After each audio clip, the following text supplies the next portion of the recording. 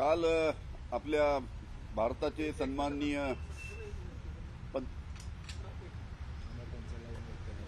आरामात झाल्यावर सांगा मला. काल आपल्या भारताचे सन्माननीय पंतप्रधान नरेंद्रजी मोदी साहेब काल महाराष्ट्रामध्ये आले होते आणि महाराष्ट्रामध्ये आल्यानंतर त्यांनी आदरणीय शरद पवार साहेबांच्याबद्दल जे वक्तव्य केलं, त्यांनी आपल्या भाषणामध्ये कृषी मंत्री शरद पवार साहेबांनी शेतकऱ्यांसाठी कृषी मंत्री म्हणून काय केलं, काही केलं नाही अशा पद्धतीचा आरोप त्यांनी आपल्या भाषणामध्ये केला. मी माननीय नरेंद्र मोदी यांना त्यांनी 2011ला जी मुलाखत दिली आहे ते सुधीरजी भोंगळे यांनी त्यांची मुलाखत घेतली होती नरेंद्र मोदी साहेबांची 2011 डिसेंबरला. त्या मुलाखतीमध्ये जे नरेंद्र मोदी यांनी मुलाखतीमध्ये जे वक्तव्य केलं होतं ते फक्त मी तुम्हाला त्यांचे एक पॅरेग्राफ फक्त वाचून दाखवतो. नरेंद्र मोदी साहेबांनी मुलाखतीमध्ये म्हटलं होतं की शरद पवार साहेबांचे पवारांचे प्रत्येक पाऊल शेती आणि शेतकऱ्यांच्या विकासाच्या दिशेनेच. पवार साहेबांचे प्रत्येक पाऊल शेतकरी आणि शेतकऱ्यांच्या विकासाच्या दिशेने. आणि त्याच्यानंतर त्यांनी एका पॅरेग्राफमध्ये म्हटलं होतं, तो पॅरेग्राफ मी आपल्याला वाचून दाखवतो. नरेंद्र मोदी साहेबांनी शरद पवार साहेबांच्याबद्दल वक्तव्य करताना आपल्या इंटरव्ह्यूमध्ये जे बोलले होते त्यामध्ये बोलताना नरेंद्र मोदी साहेबांनी सांगितलं होतं की शेतीमालाच्या किमान आधारभूत किमतीमध्ये वाढ करून देण्यासाठी कृषी मंत्री या नात्याने केंद्रीय मंत्रिमंडळात शरद पवार साहेब यांनी जो संघर्ष केला याची मला पूर्ण कल्पना आहे. त्यांच्या सातत्याचा आग्रह व दबावामुळे आधारभूत किमतीमध्ये लक्षणीय वाढ झालेली आहे. मोठ्या प्रमाणात शेतकऱ्यांना त्यांनी घेतलेल्या निर्णयामुळे फायदा झालेला आहे. त्यामुळे अशा पद्धतीचं सत्य जे आहे ते कोणी त्यांचं नाकारता येणार नाही. त्यामुळे शरद पवार साहेब हे शेतकऱ्यांचे देवदूत आहेत. हे माननीय नरेंद्र मोदी यांच्या सहीने छापलेला इंटरव्ह्यू आणि सुधीरजी भोंगळे यांनी घेतलेला तो इंटरव्ह्यू आहे की खऱ्या अर्थानं शरद पवार साहेब यांनी कृषी क्षेत्रामध्ये जे काम केलं, शेतकऱ्यांना आधारभूत किंमत चांगली मिळाली पाहिजे याच्यासाठी ज्या पद्धतीची आग्रही भूमिका शरद पवार साहेबांनी मंत्रिमंडळामध्ये घेतली, त्याच्यामुळेच देशातील शेतकऱ्यांना, महाराष्ट्रातील शेतकऱ्यांना त्यांच्या कृषी मालाला चांगल्या पद्धतीने भाव मिळाला. त्यामुळे शरद पवार साहेब एका अर्थानं शेतकऱ्यांचे देवदूत आहेत. त्याच्यामुळे अशा पद्धतीचं वक्तव्य नरेंद्र मोदी साहेबांनी केलं होतं. आणि काल जे त्यांचं वक्तव्य आलं म्हणजे आता निवडणुका जवळ आल्या आहेत आणि निवडणुका जवळ आल्यामुळे कशा पद्धतीनं प्रत्येक गोष्टीचं राजकारण करायचं अशा प्रकारचा माननीय नरेंद्र मोदी साहेबांचा प्रयत्न असावा. त्याच्यामुळे मी आजच्या या पत्रकार परिषदेच्या माध्यमातून नरेंद्र मोदी साहेबांना त्यांनीच दिलेला त्यांच्या सहीसहित त्यांचा इंटरव्ह्यू आहे. सुधीर भोंगळे यांनी घेतलेला 2012चा इंटरव्ह्यू त्यांनी स्वतः घेतलेला आहे, स्वतःच्या सहीमध्ये त्यांनी प्रसिद्ध केलं आहे. त्याच्या विरुद्ध आज लवकरात निवडणूक आल्यामुळे त्यांनी आपली भूमिका बदललेली दिसते.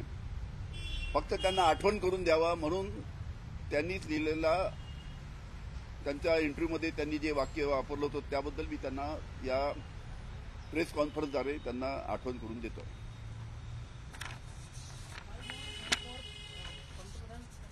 हे मला विनंती राहील, हे जर आपण दाखवलं व्यवस्थित.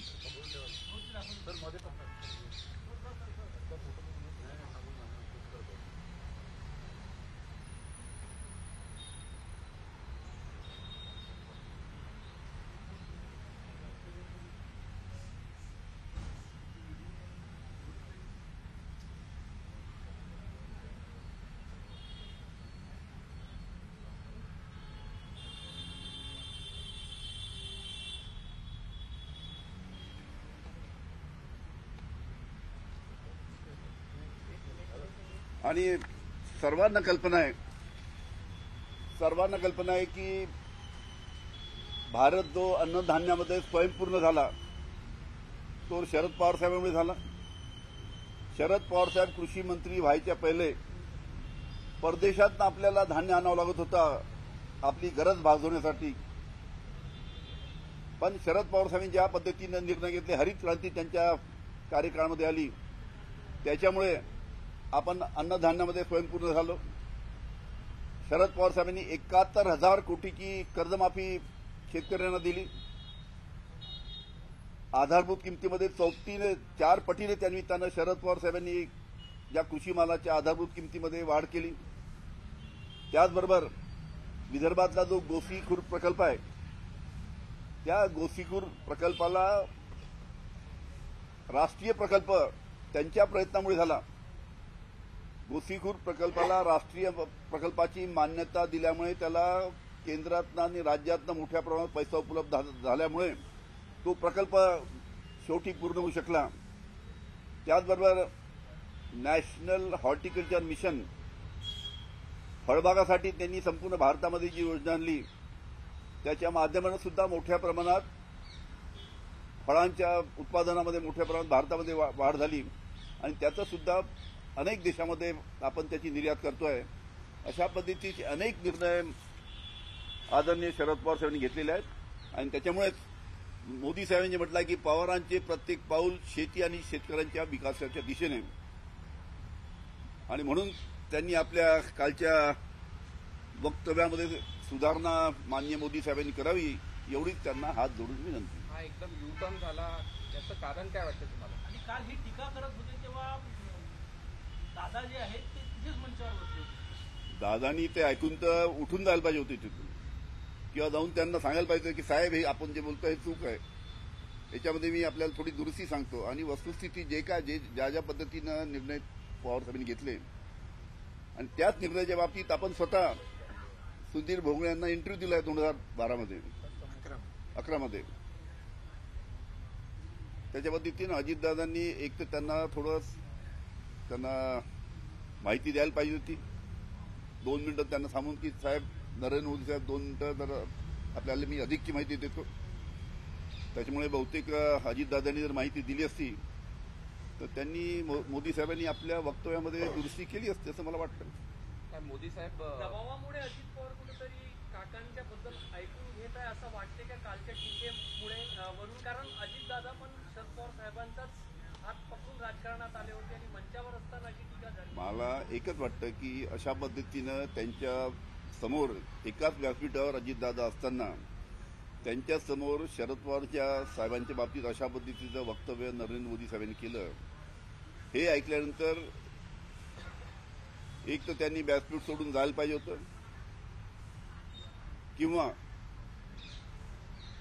2 मिनिटं नरेंद्र मोदी साहेबांना थांबून त्यांनी अधिकची माहिती त्यांना जर दिली असती तर नरेंद्र मोदी साहेबांनी आपल्या वक्तव्यामध्ये दुरुस्ती केली असती असं मला वाटतं.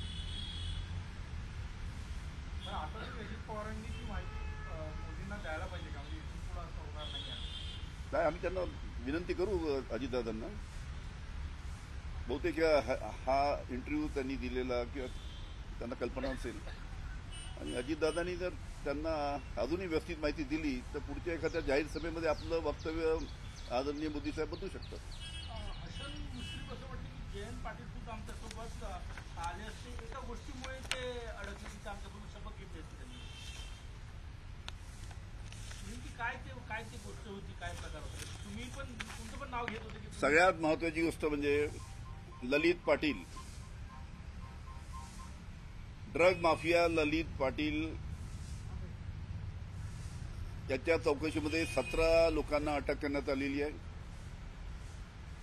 पहिली गोष्ट, इतके दिवस झाली याची चौकशी चालू आहे. इतक्या मोठ्या प्रमाणात इतक्या ललित पाटीलच्या 17 लोकांना अरेस्ट करण्यामध्ये इतका वेळ का?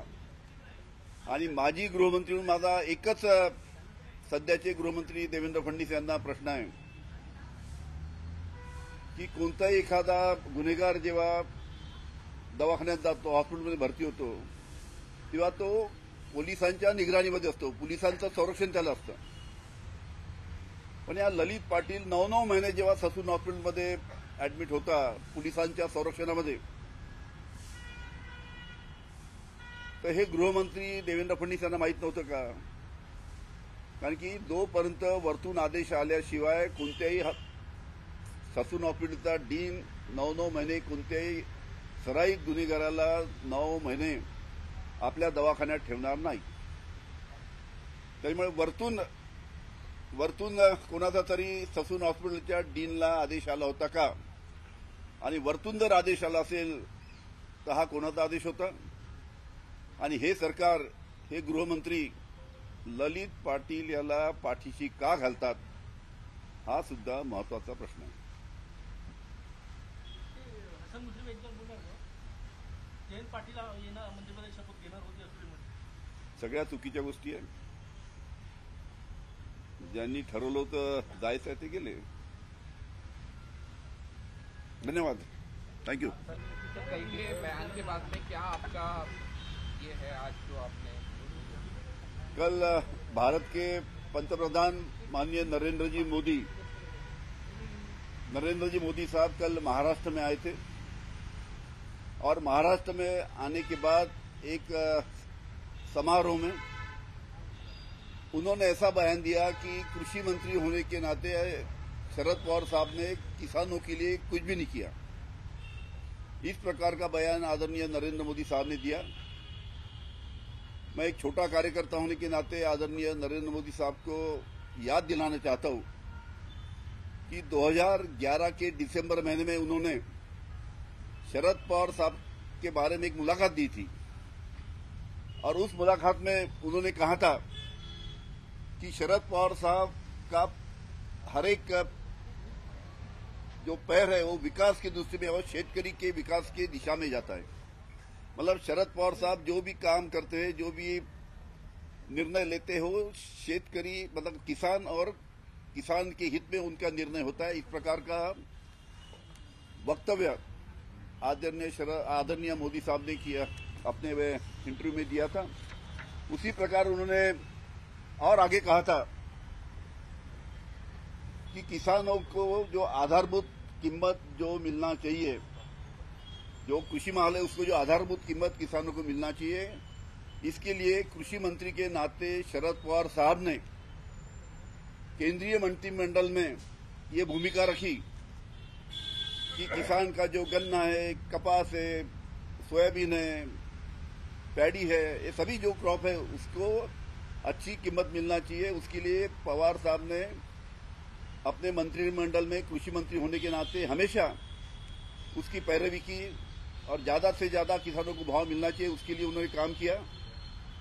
और उन्हीं के दबाव के कारण, उन्हीं के मतलब शरद पवार साहब के दबाव के कारण ही किसानों को उनके माल की आधारभूत कीमत बहुत अच्छी तरीके से मिली. और इसलिए शरद पवार साहब ये किसानों के मसीहा है. इस प्रकार का बयान खुद 2011 के दिसंबर के महीने में एक सुधीर भोंगड़े साहब जो है उन्होंने उनका इंटरव्यू लिया था. उस इंटरव्यू में उन्होंने इसका जिक्र किया है.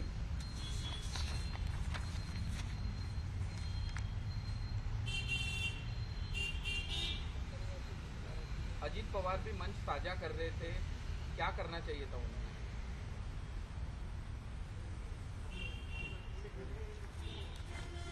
कल जब नरेंद्र मोदी साहब ने इस प्रकार का बयान दिया, उसी मंच पर महाराष्ट्र के उप मुख्यमंत्री अजीत पवार साहब भी मंच पे थे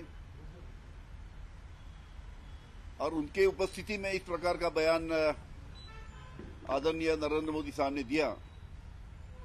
जब इस प्रकार का बयान जब नरेंद्र मोदी साहब का आ रहा था, तब अजीत पवार साहब का एक काम था कि 2 मिनट उनको रोक के उनको थोड़ी जानकारी अजीत पवार साहब देते कि भाई शरद पवार साहब ने क्या क्या काम किए और आप ही ने आपके इंटरव्यू में इस प्रकार का जिक्र किया है, तो शायद वो अपना बयान जो कल जो उन्होंने जो दिया वो आदरणीय मोदी साहब नहीं देते. Thank you.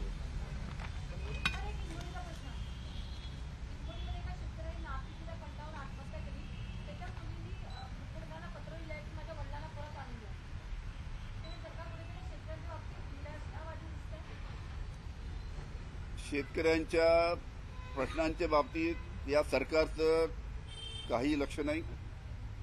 हिंगोलीची गोष्ट आपण सांगितली की तिने त्या महिलेने आत्महत्या केली आणि त्याच्याकडे सुद्धा सरकारला लक्ष द्यायला वेळ नाही.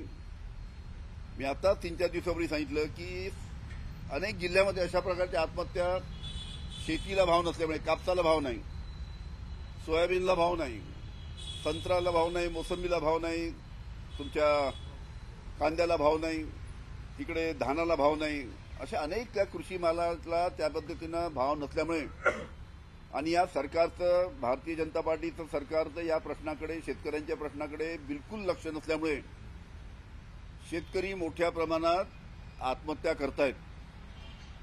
हिंगोलीचं आपण उदाहरण दिलं, तशा प्रकारे अनेक जिल्ह्यामध्ये. आपल्याला सांगतो, यवतमाळ जिल्ह्यामध्ये 1.5 वर्षामध्ये 460 शेतकऱ्यांनी आत्महत्या केल्या. 460. पण इतक्या मोठ्या प्रमाणात आत्महत्या शेतकरी करत असताना सुद्धा सरकारला लक्ष द्यायला वेळ नाही, ही अतिशय दुर्दैवाची गोष्ट आहे. त्याच्यामुळे सरकारला विनंती करेल की फोडाफोडीचं राजकारण सोडा. ज्या पद्धतीचं फोडाफोडीचं राजकारण आहे ते सोडा.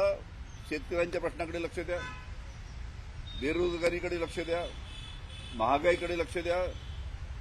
ज्या मोठ्या प्रमाणात महिला आणि तरुणी बेपत्ता होत आहेत, 19,533 तरुणी आणि महिला 5 महिन्यामध्ये बेपत्ता झाल्यात. गृह खातं काय करते काही समजत नाही. या सर्व गोष्टीकडे सरकारने लक्ष द्यायला पाहिजे. आणि हे जर अशाच पद्धतीचं काम जर भारतीय जनता पार्टीच्या सरकारचं चालू राहिलं तर येणाऱ्या लोकसभेच्या निवडणुकीमध्ये आणि येणाऱ्या विधानसभेच्या निवडणुकीमध्ये लोक यांना, जी महाराष्ट्रातील जनता आहे किंवा भारताची जनता, या लोकांना भारतीय जनता पार्टीच्या सरकारला त्यांची जागा दाखवल्याशिवाय राहणार नाही. अशा प्रकारची परिस्थिती आहे. सह्याद्रीची उंची म्हणजे झी 24 तास.